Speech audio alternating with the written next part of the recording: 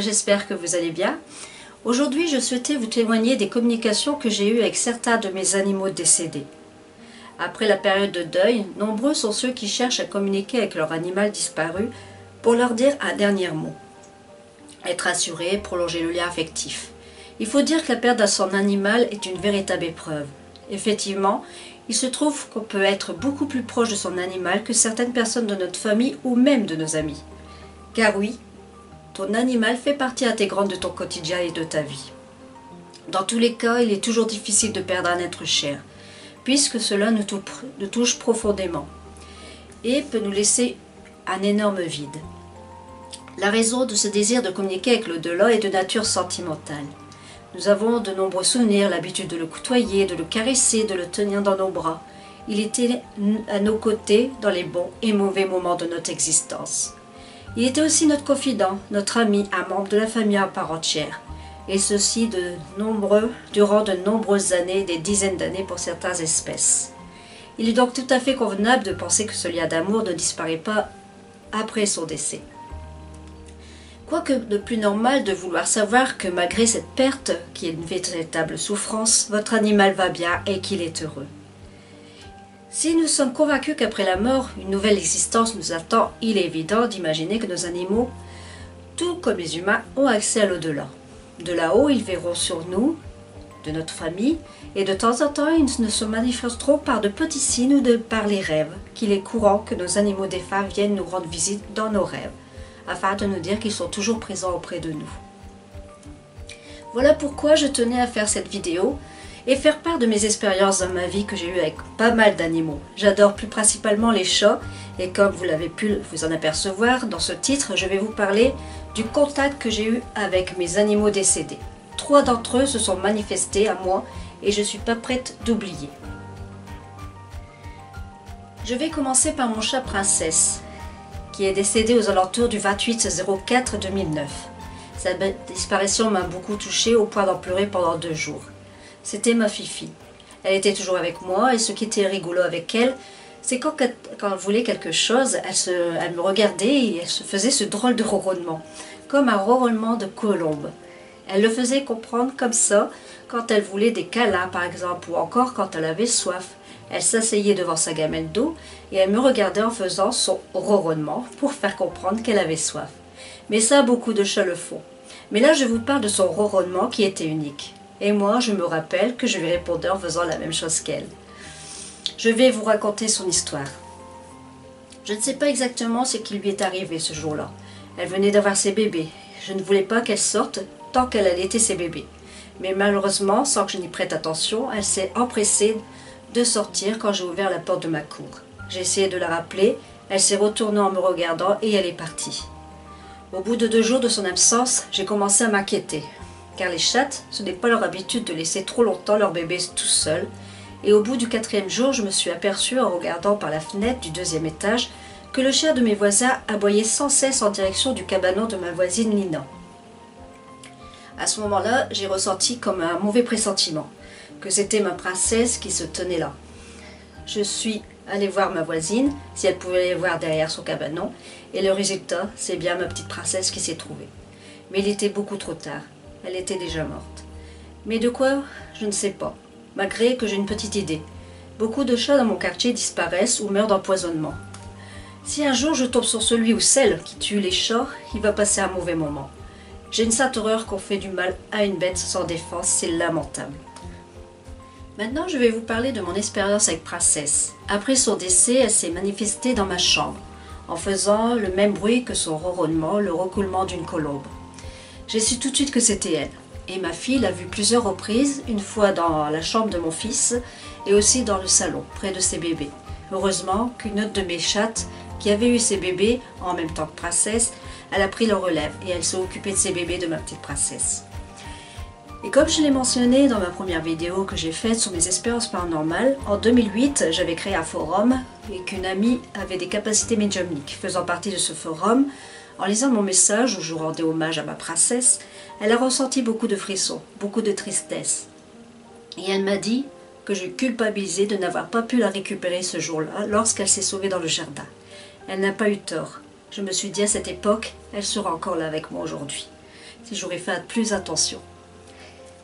Elle a mentionné que Princesse, qu'elle était bien là-haut, car elle la voyait sauter et courir dans une herbe bien verte. Il y avait des papillons et elle a rajouté de ne plus m'inquiéter pour elle, car elle était vraiment bien et heureuse.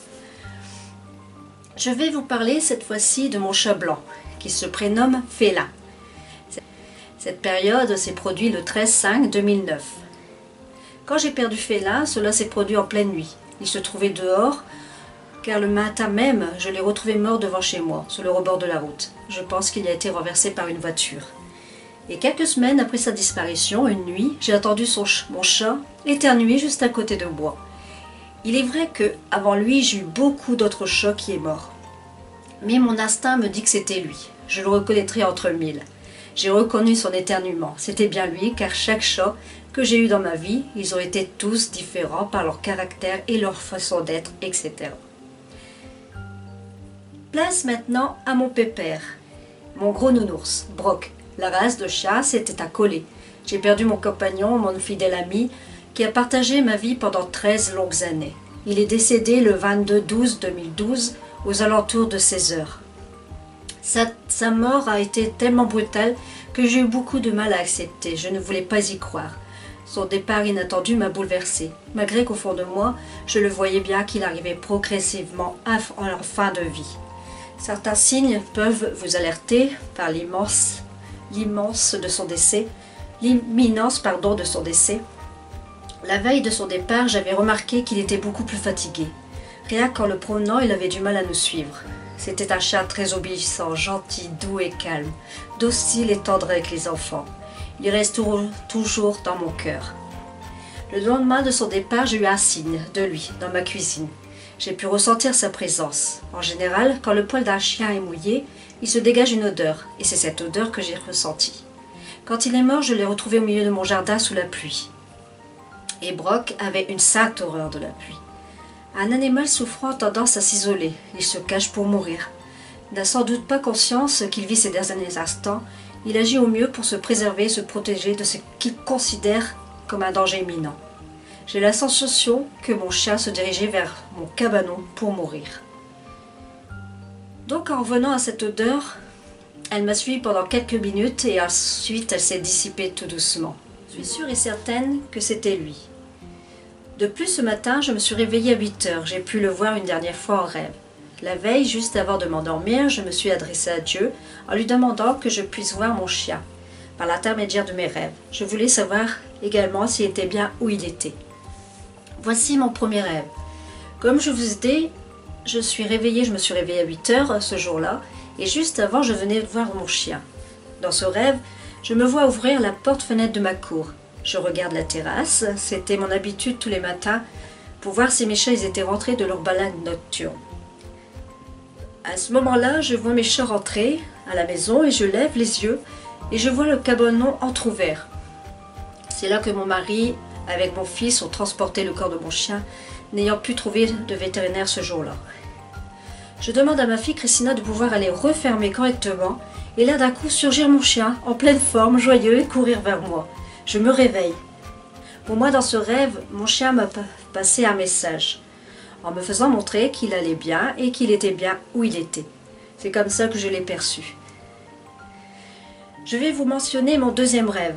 Ce rêve commence dans l'appartement de mes parents où j'ai vécu mon enfance. Je me trouve dans ma chambre endormie.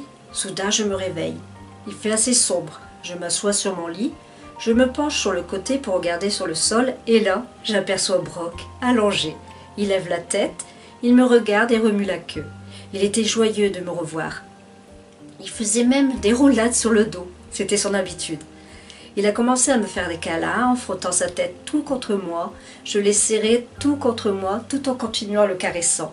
J'ai ressenti de la joie à cet instant. Je pouvais de nouveau le toucher et le voir. C'est étrange tout de même, car la veille de ce rêve, le soir même, je pensais à lui. En revenant à mon rêve, je suis sortie de ma chambre accompagnée de Brock. Je traverse le couloir et là, je vois mes enfants et j'entends une musique venir du salon. Je me dirige vers la cuisine et je vois ma mère qui est décédée, assise sur une chaise. Elle était très pâle. Je lui demande si elle est souffrante. Elle me répond « J'ai eu de la fièvre toute la nuit » et elle me raconte son expérience. je me suis vue au-dessus de mon corps. Elle était terrifiée. À ce moment-là, je vois mon chien se déplacer vers elle. Brock met ses 2 pattes sur elle. Ma mère se penche et elle commence à lui parler. Stupéfaite, je lui dis « Tu le vois, maman ?» Elle me répond « Bien sûr que oui, et je peux même lui parler. » Ma mère me dit qu'il y a trop de bruit. Elle n'arrive pas à entendre ce que lui dit Brock. Je demande à l'une de mes filles d'aller baisser la musique. Je demande à ce moment-là à ma mère « Qu'est-ce qu'il te dit ?» Ma mère me répond « Sa maman lui manque. » De là, je me suis projetée dans ma maison actuelle, où je vis. Je me trouve plus précisément dans mon jardin. Je le vois là de mes chats disparus, Tigrou, en train de se laver. Ensuite, mon autre chat, Filou. À cette époque que j'ai fait ce rêve, il était encore vivant. Filou est en train de se faire des sauts. Il bondissait, on dirait même qu'il est en train de voler. Et pendant un court instant, j'ai pu apercevoir ma furette, Amélia, décédée elle aussi, s'avançant vers moi. Alors oui, je suis convaincue que les animaux ont une âme, et qu'elle survit tout comme nous. Je sais que nous les retrouverons un jour. Ce fut une expérience intense et magnifique à laquelle je pense toujours avec autant d'émotion, malgré que le temps s'est écoulé. Le 27 avril 2013, j'ai contacté une personne qui communiquait avec les animaux. Elle fait de la communication intuitive. Qu'est-ce que la communication intuitive? La communication intuitive, c'est une technique de connexion à l'autre, animaux et humains, qui ne nécessite aucun contact physique ni même une proximité physique. Le terme de communication permet d'évoquer un point important de cette pratique, celui d'établir une relation par la communication intuitive, une connexion, un lien qui s'établit volonté et qui est ressenti par les 2 parties. Ce lien permet d'émettre ou de recevoir l'information provenant de l'autre. En gros, c'est la capacité d'entrer en communication autrement que la parole et qui équivaut à de la télépathie.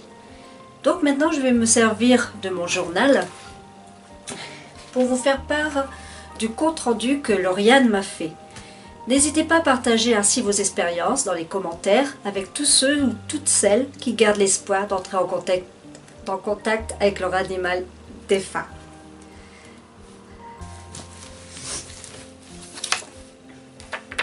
Alors, voici la photo de mon chien Brock. Je ne sais pas si vous voyez bien avec le soleil. Et je vais vous parler ici de la communication que j'ai eue avec Lauriane Moreto. Alors, compte rendu d'écoute intuitive de Brock. La date de la communication, le 29/04/2013. Lorsque ce Brock se présente à moi, il est majestueux et très lumineux. Une lumière qui émane à l'intérieur de son être et qui rayonne tout autour de lui. Il a beaucoup de douceur et d'amour bienveillant dans son regard. Il rayonne de bien-être et de sérénité. Son contact est très agréable et assez facile. Afin que nous fassions un peu connaissance, je lui demande de me parler de lui, sa vie et de ses habitudes. Il me dit « vie de douceur », qui s'écoule calmement, sans heurte, et il s'est posé sereinement et a profité de chaque moment. Il me parle de lui comme un chien très à l'écoute des autres. Il était capable de soulager les peines, les écouter et même les devancer. Il était beaucoup dans l'empathie, l'amour des autres. Ce fut un chien avec un grand cœur, beaucoup de générosité se dégage de lui. Il aimait distribuer du bonheur autour de lui. Il me dit qu'il était toujours de bonne humeur, toujours partant pour tout, prêt à s'investir et à donner aux autres. Il a vécu pas seulement pour lui, mais aussi pour et à travers le bonheur des autres. Que s'est-il passé le jour de son départ? Yannick voudrait savoir de quoi il est parti. Si tu as souffert. Il me parle de quelque chose qui ressemblait à un choc physique global. Il ne s'agit pas d'un accident, mais d'une réaction massive concernant tout son corps. Il me montre sa tête, le dessus de sa tête, pour signifier que cela a un rapport avec son cerveau. Il me dit très rapide, rien vu venir. Il s'est rapidement écroulé à terre et a perdu connaissance. Il a juste compris que c'était grave et surtout que c'était maintenant. Il me précise qu'il n'a pas eu le temps de ressentir de la souffrance car ce fut fulgurant et imprévisible. Alors, Qui es-tu actuellement dans la lumière? Et qu'est-ce que tu as retrouvé d'autres animaux comme Lucky par exemple? Brock m'explique d'abord qu'il n'a pas eu le choix de moment de partir. En réalité, c'est comme si on l'avait rappelé en urgence de l'autre côté. On avait besoin de lui. Les circonstances de son départ n'étaient pas idéales, mais nécessaires. Il tient à rassurer sur le fait qu'il est bien là où il se trouve. Il a évolué dans des autres sphères énergétiques, donc dans la lumière. Il est surtout et s'est vu confier une mission immédiate de son arrivée. Brock, qui est très occupé en ce moment, il me montre qu'il assure cette mission avec d'autres chiens. Il n'a donc pas eu l'occasion de croiser d'autres animaux, ou non, qu'il aurait connus de son passage sur Terre.